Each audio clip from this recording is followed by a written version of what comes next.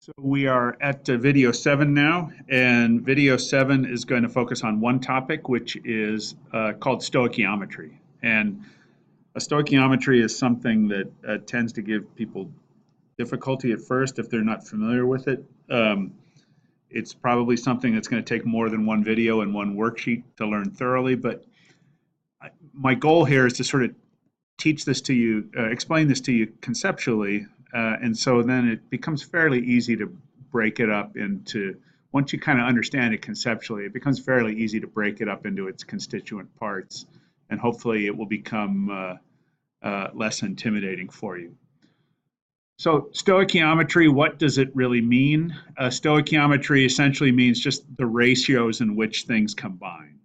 In other words, if I've got a balanced equation and I know that I've got X amount of one reactant, I'd like to know how much of another reactant I need. Or if I know how much reactant I have, I'd like to know how much product I'm going to produce. And so stoichiometry just really means the ratios in which, quantitative ratios in which things combine in reactions and in which things are produced in reactions. And so we can use stoichiometry to help relate quantities of reactants to other reactants or reactants to products, etc. And if we're given one piece of information like the number of moles of a particular reactant or the number of grams of a particular product, we can find the other information we need about reactants or products to determine what we need to know about our reaction.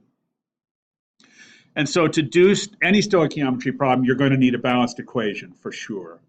And then most likely you'll also need some molar masses, although we're going to get to that a little bit later in the presentation.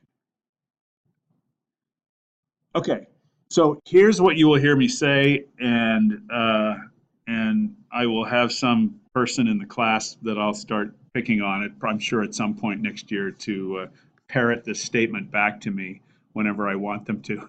But if you can just get this burned into your brain, at the heart of every stoichiometry problem, there's a moles to moles conversion. So if a problem doesn't have a moles to moles conversion, it's not a stoichiometry problem. So I will say this a lot, I will emphasize this a lot, and we'll talk in just a second about what that means practically.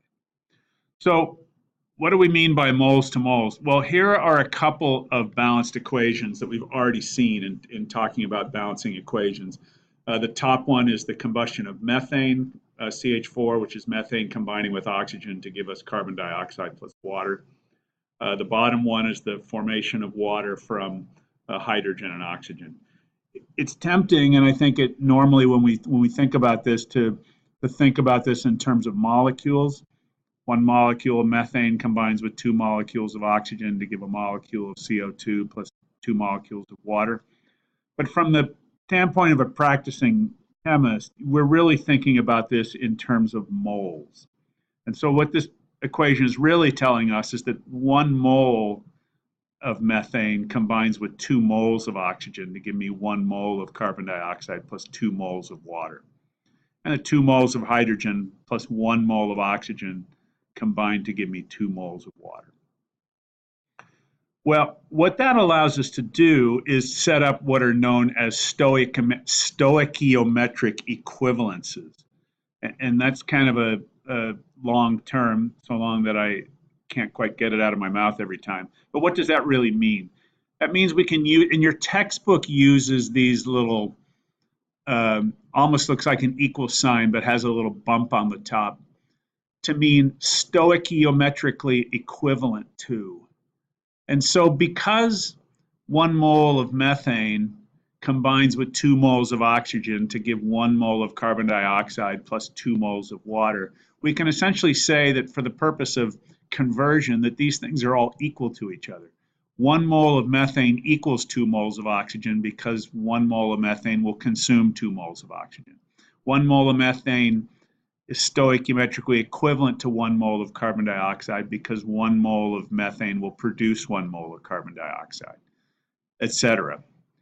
Because we can essentially treat these as equal signs, it allows us to do something that we did back when we were talking about dimensional analysis, which is create conversion factors. And there are actually 12 different conversion factors that I can create from this one line alone. I'm just going to show you 4 of them here. That there's 1 mole of methane per every 2 moles of oxygen, or 1 mole of methane per every 1 mole of carbon dioxide, or 2 moles of water per every 2 moles of oxygen, or 1 mole of carbon dioxide for every 2 moles of water. And I could do the reciprocal of these. There are other ones I haven't written. And so these are conversion factors we can create because these quantities are stoichiometrically equivalent for this reaction. Well, let's look at our other reaction, and I've colored it in blue just so that, because this is kind of a busy slide, but here is the synthesis of water from hydrogen and oxygen. Again, I can set up a series of stoichiometric equivalencies. 2 moles of hydrogen are stoichiometrically equivalent to 1 mole of oxygen, which is stoichiometrically equivalent to 2 moles of water, because 2 of these combined with 1 of these give 2 of those.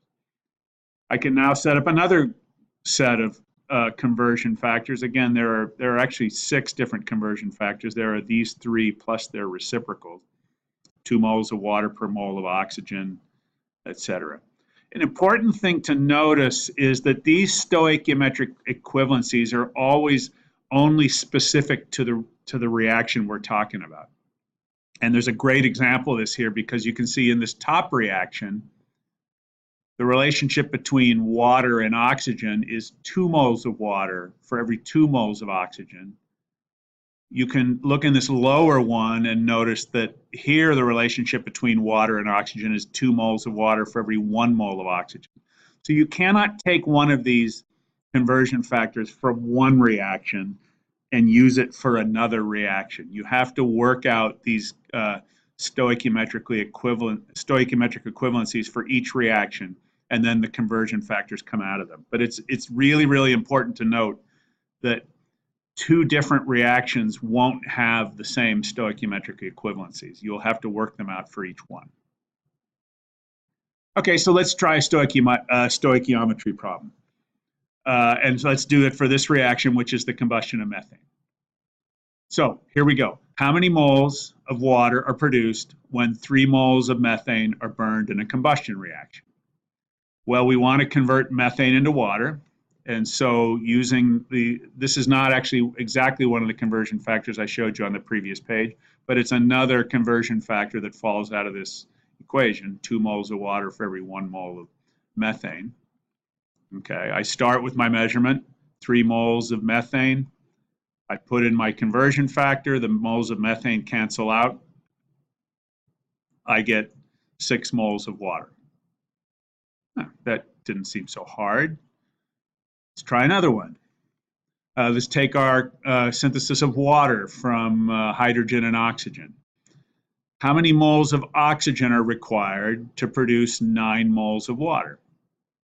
Well, if I want to convert oxygen into water, if I want to convert water into oxygen, I can use this conversion factor, which comes out of this equation. There's 1 mole of oxygen for every 2 moles of water.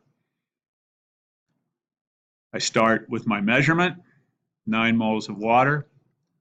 I put in my conversion factor. Bam, 4.5 moles of oxygen.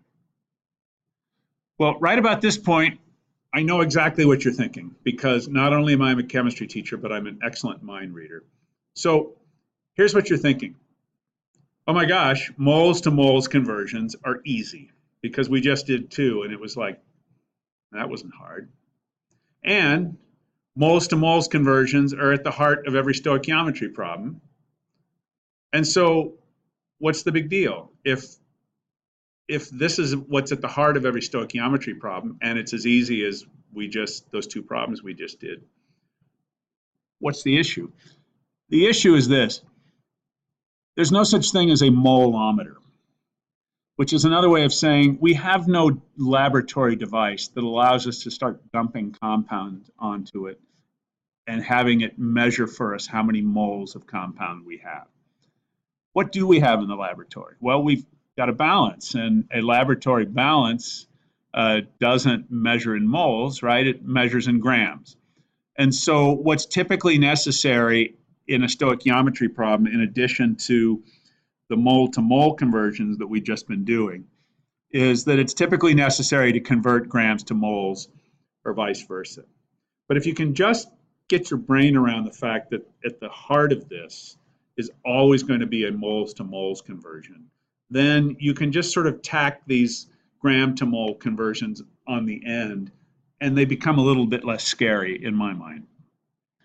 So, okay, let's go back and look at our combustion of methane. We've already said that we can generate a series of mole-to-mole conversion factors, and these are the 4 that I showed you earlier. Again, there are actually a total of 12 if you count all the reciprocal ones. But what are some other things? So in addition to these conversion factors, what are some other conversion factors we know about this equation? Well, we know that a mole of methane weighs 16 grams because we can work that out from the periodic table. We've already talked about molar masses in a previous presentation. We know that a mole of carbon dioxide weighs 44 grams. Again, we got that from the periodic table. A mole of oxygen, of O2 gas, weighs 32 grams. A mole of water weighs 18 grams. I'm showing you 4 conversion factors here. There are 4 more, of course, which are just the reciprocals of these, depending on whether we want to convert grams to moles or moles to grams. Okay, so we've got an equation. Again, we're going to stick with this combustion of methane. So what's a typical stoichiometry problem going to look like? You're going to be given quantitative information about one substance in the reaction. You're going to be given either grams or moles of one of these 4 things. And you're going to be asked for quantitative information about another substance in the reaction. You're going to be asked about grams or moles of another thing. So I could ask you, how many moles does it take? How many moles of carbon dioxide does it take to produce 10 grams of water? How many grams of carbon dioxide are produced from 5 moles of methane? How many grams of oxygen are required to produce 20 grams of water? Anything like that. You're given quantitative information about one substance, and you're asked for quantitative information about another substance. Now, I have created another roadmap, and this is another roadmap that I'll give you at the beginning of the year, but I'm also going to put a copy of this roadmap into the worksheets folder, which really just lays out the whole business of doing a stoichiometry problem. You're always going to be given quantitative information about some substance A, either grams or moles, and you're going to be asked then for quantitative information about some substance B, either grams or moles. Just notice always, in order to go from this side to this side or vice versa, you always have to cross this line of the moles to moles conversion, which is what we were doing earlier, and which is a very simple thing and straightforward thing to do. So let's take a look at an example of this. And now I'm switching off to a totally different equation, which is the reaction of fluorine gas, F2, with sodium chloride to give sodium fluoride plus chlorine gas. Notice I do have a balanced equation here. So I'm not going to, we don't have to start by balancing anything. I've already written a balanced equation here. If I've got 9.8 grams of fluorine, and they're allowed to react with excess sodium chloride, in other words, it's the fluorine that's going to limit how much product I can make. I'm just using as much excess sodium chloride as I need. How many moles of sodium fluoride can I form from 9.8 grams of fluorine? And so if we think about this conceptually, we can define fluorine as substance A. What are we being given? We're being given grams of fluorine. So we're being given grams of substance A. It's asking us for moles of sodium fluoride, so we'll define sodium fluoride as being substance B, and it's asking us for moles. So it's asking us to go from grams of A to moles of B. If you look across the top of this, it'll tell me that to get there, I've got to divide by the molar mass of substance A, then multiply by the coefficient of substance B over the coefficient of substance A from the balanced equation. And that'll get me my answer because I'm going from grams of A to moles of B. So let's set this up on the train track. I've got 9.8 grams of fluorine. I'm going to stick in the conversion factor that allows me to convert grams of fluorine to moles of fluorine, which is its molar mass. So I get 1 mole of fluorine for every 38.0 grams. Grams of fluorine cancels grams of fluorine. Now I'm going to put in a moles to moles conversion, which is that I get 2 moles of sodium fluoride for every 1 mole of fluorine.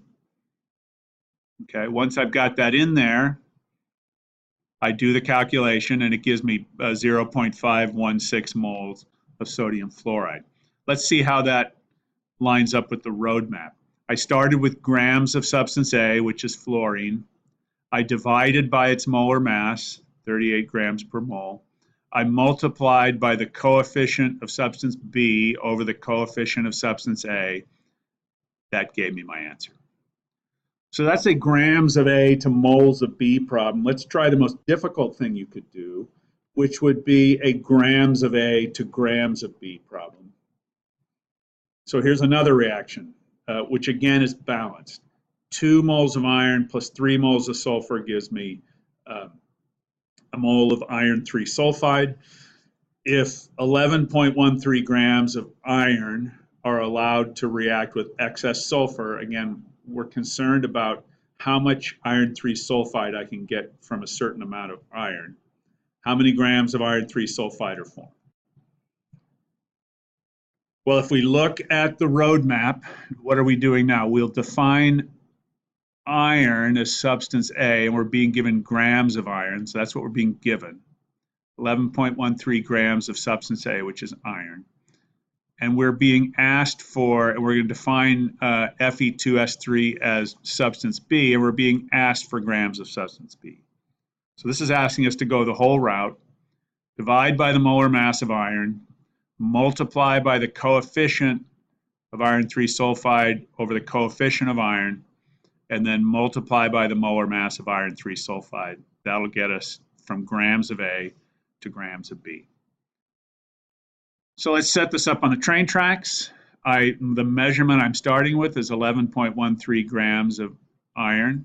In order to convert that to moles of iron, I'm going to use a conversion factor that has moles of iron on the top, grams of iron on the bottom. That cancels out grams of iron. Now I'm going to do the one thing that is included in every stoichiometry problem, which is a moles to moles conversion. I'm going to convert moles of iron to moles of iron 3 sulfide using the coefficients in the balanced equation. 1 mole of iron 3 sulfide for every 2 moles of iron. That cancels out moles of iron. And then I'm going to multiply by the molar mass of iron 3 sulfide, which cancels out moles of iron. So I'm going to put grams on the top, moles on the bottom. That cancels out moles. I'm going to wind up with grams of my product. I do the whole calculation, multiply that by that, divide by that, divide by that. I get that answer. How did that stack up with the roadmap? I went from grams of A. I divided by its molar mass. You can see the molar mass is in the denominator there. I multiplied by the coefficient of B over the coefficient of A. I multiplied by the molar mass of B. I got my answer. Okay, so how do we think through this stepwise? The first step is you're going to have to make sure you have a balanced equation. And in the worksheet for this video, you do have to balance equations before you start your stoichiometry calculations. I gave you balanced equations in this video, but you will have to do some equation balancing in the worksheet. So you're going to start with a balanced equation. You're going to start by putting the amount of material or the measurement given problem in the first position of the train tracks. If necessary, you're going to need to convert that from grams to moles. So if it's given to you as grams rather than as moles, there will be a preliminary step of converting grams to moles. Then comes the step that it's at the heart of every stoichiometry problem, which is converting moles of A into moles of B using molar equivalencies and stoichiometric equivalencies and molar conversion factors. The last step may require you to convert moles of substance B to grams, which is what we just did in the previous one. and then go through, multiply, divide, and round to find your answer. So like I said, there is a worksheet for you to do on this. There is also a copy of Roadmap 2 in the worksheets folder. So enjoy those, and we will see you in the next video.